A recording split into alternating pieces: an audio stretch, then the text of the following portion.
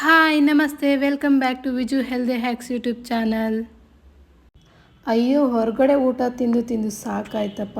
ಮನೆ ಊಟ ಸಿಕ್ಕರೆ ಸಾಕು ಅಂತ ಸುಮಾರು ಜನ ಕಾಯ್ತಾ ಇರ್ತಾರೆ. ಸ್ಟಡಿ ಆ್ಯಂಡ್ ಜಾಬ್ ಪರ್ಪಸ್ ಮನೆಯಿಂದ ಹೊರಗಡೆ ಇರಬೇಕಾಗಿರುತ್ತೆ. ಸೊ ಅವರು ಎಲ್ಲ ಮನೆ ಫುಡ್ನ ಮಿಸ್ ಮಾಡ್ಕೊಳ್ತಾ ಇರ್ತಾರೆ. ಅವರೆಲ್ಲ ಯಾಕೆ ಮನೆ ಫುಡ್ ಮಿಸ್ ಮಾಡ್ಕೊತಾರೆ ಅಂತ ನಿಮಗೆ ಗೊತ್ತಾ? ಅದನ್ನ ನಾ ಹೇಳ್ತೀನಿ.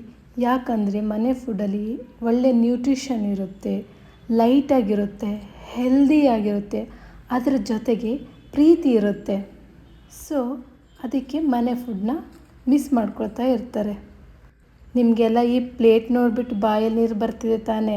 ಖಂಡಿತವಾಗ್ಲೂ ಬರ್ತಿರುತ್ತೆ. ಎಷ್ಟು ಕಲರ್ಫುಲ್ಲಾಗಿ ಕಾಣಿಸ್ತಿದೆ.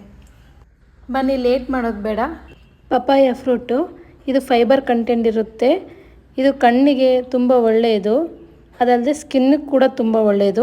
ಡಯಾಬಿಟಿಕ್ ಪೇಷಂಟ್ಗೆ ಇದನ್ನ ಕನ್ಸ್ಯೂಮ್ ಮಾಡೋಕ್ಕೆ ಹೇಳ್ತಾರೆ. ಇಷ್ಟು ಹಣ್ಣಾಗಿರೋ ಹಣ್ಣನ್ನು ಅವರು ತಿನ್ನಬಾರ್ದು.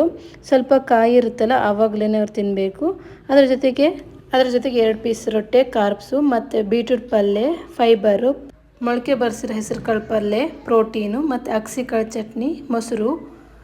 ಅಗಸೆ ಕಾಳಲ್ಲಿ ಗುಡ್ ಫ್ಯಾಟ್ ಇರುತ್ತೆ, ಅದ್ರ ಜೊತೆ ಮೊಸರು.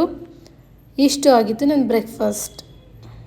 ಉತ್ತರ ಕರ್ನಾಟಕ ಸ್ಟೈಲಲ್ಲಿ ಮಾರ್ನಿಂಗ್ ಬ್ರೇಕ್ಫಾಸ್ಟ್ ಅಂದರೆ ಜೋಳದ ರೊಟ್ಟಿನೇ ಇರುತ್ತೆ.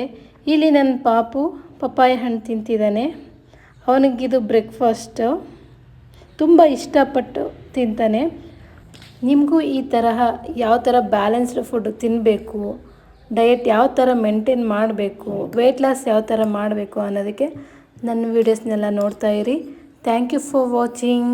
ಲೈಕ್, ಶೇರ್, ಸಬ್ಸ್ಕ್ರೈಬ್ ಮಾಡೋದು ಮಾತ್ರ ಮರಿಬೇಡಿ. Thank you. ಬಾಯ್.